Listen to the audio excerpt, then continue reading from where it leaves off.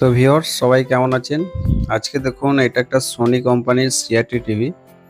তো এই টিভিটার সমস্যাটা কি আবার চালিয়ে দেখাচ্ছি।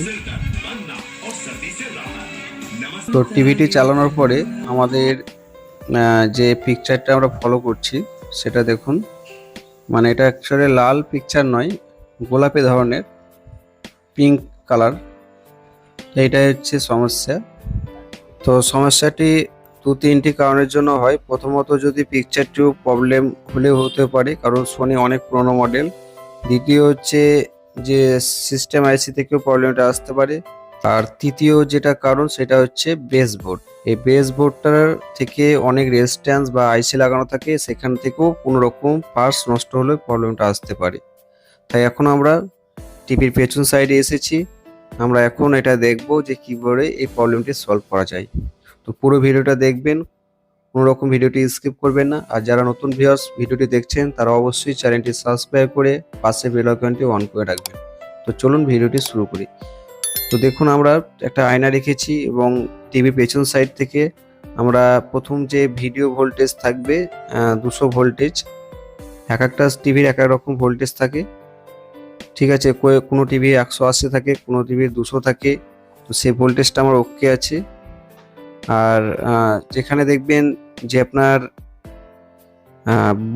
মেন বোর্ড থেকে যে আপনার বেস বোর্ডে 3টি সিগন্যাল আছে RGB বলে, সেখানে দেখবেন 2 ভোল্ট, 1.8 ভোল্ট, 3টি ভোল্টেজ থাকবে। 3 রকমই এক একটা 19-20 হতে পারে। তো সেই ভোল্টেজটা কিন্তু আমাদের এখানে ঠিক দেখাচ্ছে।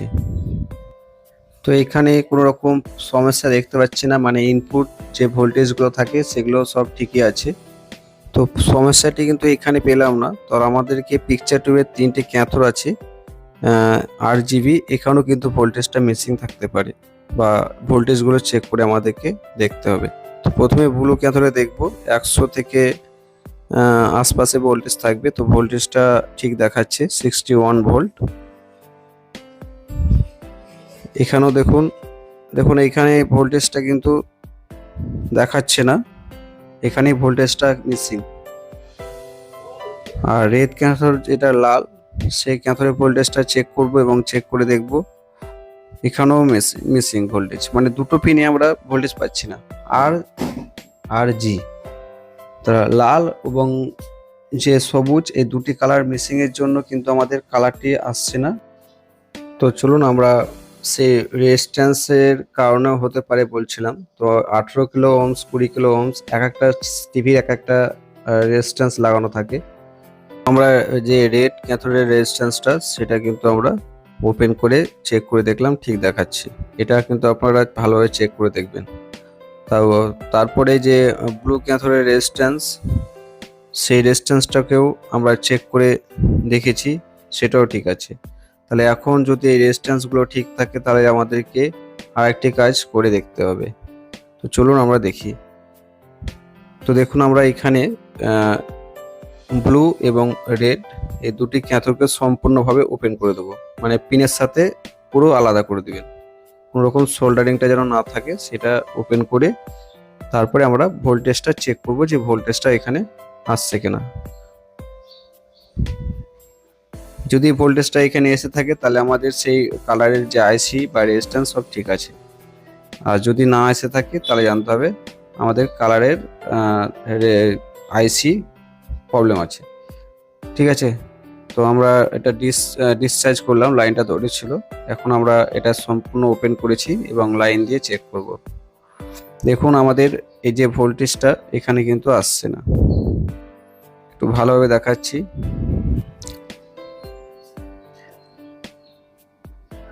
গ্রিন ক্যাথোডে ভোল্টেজ দেখুন 3.0 হয়ে গেল। আচ্ছা, আমরা রেড ক্যাথোড যেটা সেটা একবার চেক করে দেখিনি। দেখুন ভোল্টেজ ছেড়ে দিল, তার মানে এটা কিন্তু আইসির সমস্যা। তো আমরা যেহেতু রেজিস্ট্যান্সগুলো দেখেছি সেগুলো ঠিক আছে, তাহলে আমাদেরকে এখন এই যে দুটি ক্যাথোড ওপেন করেছি, এই ওপেন করার পর যখন ভোল্টেজ পেলাম না, তখন আমাদেরকে যে মেন আমরা যেটা বলছিলাম বেসবোর্ডের কালারের যে আইসিটা থাকে দেখতে পাচ্ছেন, এই আইসিটাকে আমরা নতুন লাগাবো এবং নতুন লাগিয়ে তারপরে আমরা চেক করে দেখব। তো চলুন এই আইসিটাকে ওপেন করে নিই। তো খোলার সময় অবশ্যই সাবধানে একটা সূক্ষ্মভাবে খুলবেন। আমি এটা সাকারের সাহায্যে খুলে দেব এবং খুলে নতুন আইসি লাগাবো। তো দেখুন এটা ওপেন হয়ে গেছে। চলুন আমরা একটা সেম নম্বরে একটা আইসি লাগিয়ে দেখে নিই। তো ভিউয়ার্স, আমরা শর্টকাটে ভিডিওটা দেখাচ্ছি, সেই জন্য আমরা আইসিটা লাগিয়ে দিয়েছি, নতুন আইসি। আর এখানে যে দুটি পিন ওপেন করা ছিল আর তার পাশে আমরা ব্লু ক্যাথোড সেটাকে ওপেন করেছি। তো বেস থেকে পিকচার টিউবের 3টে পিনকে ওপেন করেছি এবং আয়নাতে দেখুন আমরা চেক করে দেখছি ব্লু ক্যাথোড কালার ঠিক দেখাচ্ছে, গ্রিন ঠিক দেখাচ্ছে, রেড ঠিক দেখাচ্ছে। তো আমাদের এটা ওপেন করার কারণ হচ্ছে যে আমরা আইসিটি লাগানোর পরে যে দুটি পিনে ভোল্টেজ আসছিল না, গ্রিন এবং রেড, সে পিনে ভোল্টেজ এসেছে। তো এখন আমরা এটাকে কি করব, সোল্ডারিং করব এবং সোল্ডারিং করে দেখব। তো আমাদের আইসিটা চেঞ্জ করার পরও প্রবলেমটা সলভ হয়নি।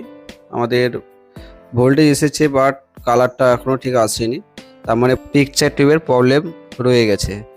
আইসিটা খারাপ ছিল, আইসিটা চেঞ্জ করার পরে যে ভোল্টেজ দুটো আসছিল না গ্রিন ও রেড ক্যাথোডে, সেই ভোল্টেজটা এসেছে কিন্তু কালারটা এখনও পরিবর্তন আসেনি। তো এখানে আইসিটাও খারাপ ছিল।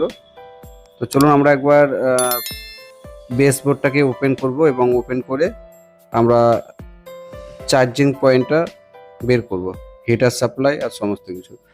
তো সোনির একটু কিন্তু আলাদা, ওর পিনগুলো আলাদা, অন্যান্য টিভির চেয়ে আলাদা, এটা কিন্তু অবশ্যই মাথায় রাখবেন। যদি আপনাদের অসুবিধা হয়ে থাকে আমি আপনাদেরকে একটা স্ক্রিনে দিয়ে দিয়েছি, ওটা আপনারা দেখে চার্জিং পয়েন্টটা বের করে নেবেন, মানে RGB আর হিটার সাপ্লাই আর গ্রাউন্ড। তো আমি আপনাদের সুবিধার্থের জন্য দেখুন স্ক্রিনের উপরে দেখতে পাচ্ছেন একটা ডায়াগ্রাম দিয়ে দিয়েছি সোনির পিকচার 2 এর ডাটা পিন আউট। আপনারা এটা দেখে সেভাবে লাগাবেন। আর পিকচার 2 এর মেশিন কিভাবে বানানো যায় সেই সম্বন্ধে আমি ভিডিও দেব।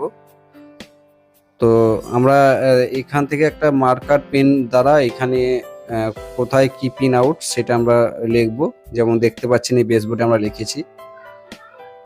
তো চলুন আমরা একটা মার্কার পেন দিয়ে এটা লিখে নিই। তো দেখুন আমরা কোথায় হিটার, কোথায় গ্রিন, রেড, সমস্ত কিছু মার্কার পেন দিয়ে আমরা একটা একটা করে লিখেছি। একটা খেয়াল করলে বুঝতে পারবেন, এটা খুব সুরক্ষিতভাবে কাজটি করতে হবে। তো দেখুন এইখান থেকে 1 নম্বর, 2 নম্বর, 3 নম্বর পিনটা ছেড়ে আমাদের 4 নম্বর ও 5 নম্বর পিনটা হচ্ছে হিটারের পিন। ঠিক আছে, এটা হচ্ছে হিটার মাইনাস, হিটার প্লাস। আর হিটারের পরে যেটা আছে সেটা হচ্ছে গ্রাউন্ড। ঠিক আছে, আচ্ছা।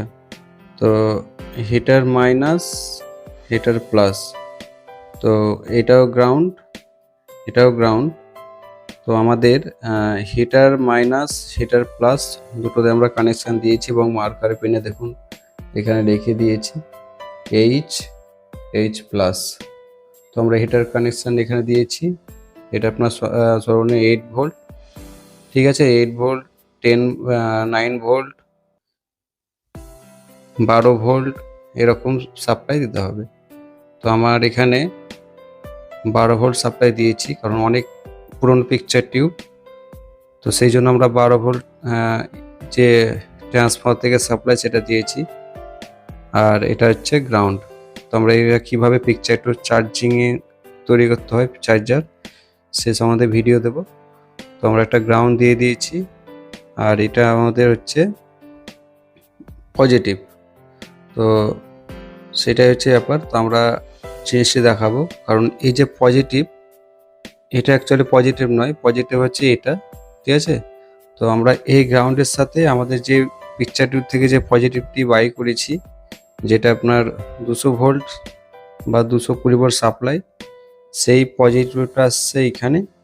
আর এটা হচ্ছে নেগেটিভ। নেগেটিভ দিয়ে আমাদেরকে দেখুন এখানে ব্লু, গ্রিন, রেড। ঠিক আছে, এই পাশের এই পিনটা নয়, এই পরপর আছে, মানে এখানে দেখুন RGB, এই 3টে ক্যাথোডকে আমরা চার্জ করব। তো আমরা এটা লাগিয়ে দিয়েছি। চলুন আমরা পাওয়ার লাইন দিয়ে চেক করব। তো অবশ্যই টিভি প্লাগটা খুলে রাখবেন। আর আমাদের সিরিজ লাইন যেহেতু আমাদের এটা হচ্ছে পিকচার টিউবের মেশিন, এবং এটা দিয়েই আমরা যে এসি কেবল এটাকে সিরিজ লাইনে দেবো। ঠিক আছে, সিরিজ লাইনে দেওয়ার পর এখানে ফিলামেন্ট সাপ্লাইটা আসবে, এবং ফিলামেন্ট সাপ্লাই এলে এখানে বোঝা যাবে একটা রেড লাইট শো হবে। ঠিক আছে, তো চলুন আমরা পাওয়ার লাইটটা দিয়ে দেখাচ্ছি। তো আমরা দেখুন এই চার্জারে পাওয়ার লাইটটি দিয়ে দেব। দেওয়ার পরে আমাদের এখানে একটা ফিলামেন্ট লাইট আসবে, আমরা খেয়াল করব। অবশ্যই দেখতে পাচ্ছেন লাল রঙের একটা লাইট এসেছে। এবার এটাকে আমরা চার্জিং করব। এটা অবশ্যই সাবধানে কাজটি করতে হবে। তো প্রথমে আমাদের ব্লু ক্যাথোড চার্জিং করব। তো চার্জিং হওয়ার পর ফ্ল্যাশ করবে।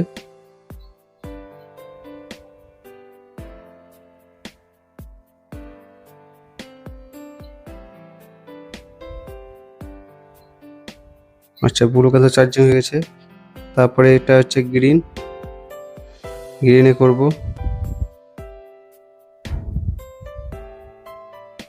আমি এই যে সিরিজ লাইনের যে বলটি এইটা গ্লো করবে। ঠিক আছে, আমি দেখাচ্ছি আরেকবার পুনরায়। তো অবশ্যই খোলার পর এটাকে ডিসচার্জ করে নেবেন। গ্রাউন্ডের সাথে এটাকে শর্টিং করলেই ডিসচার্জ হয়ে যাবে, তারপরে খুলবেন। তো আমাদের পিকচার টু যেহেতু চার্জিং করা হয়ে গেছে, তো আমরা একবার টিভির সামনে স্ক্রিনে গিয়ে দেখব আমাদের এই পিকচার টু চার্জিং করার পরে আমাদের এই প্রবলেমটি সলভ হয়েছে কিনা। এখন আমরা এই বেস বোর্ডটাকে আমরা সেমভাবে যে বেস বোর্ডটি ছিল এটা লাগিয়ে দেবো, কারণ আমাদের এই সোল্ডারিংগুলো ওপেন করেছিলাম, এগুলোকে আবার একটা একটা করে সোল্ডারিং করব। ঠিক আছে, তো ভিউয়ার্স আমরা কিন্তু এইগুলোকে সোল্ডারিং করে দেবো খুবই সূক্ষ্মভাবে এবং খুব সাবধানে দেখে কাজটি করতে হবে। কোনো ক্যাথোডের সাথে কোনো পিন যাতে না কোনো রকম সোল্ডারিং না হয়ে যায় সেটা খেয়াল করবেন, এবং ক্লিয়ারভাবে কাজটি করবেন। ঠিক আছে, আমাদের ক্লিয়ারভাবে কাজটি হয়েছে এবং আমরা সোল্ডারিং করেছি। তো ঠিক আছে, আমরা একবার সামনে স্ক্রিনে গিয়ে দেখে নেই আমাদের প্রবলেমটি সলভ হয়েছে কিনা। তো আমরা দেখুন সামনে স্ক্রিনে এসেছি। এবার আমরা পাওয়ার সুইচ দিয়ে চালু করে দেখব।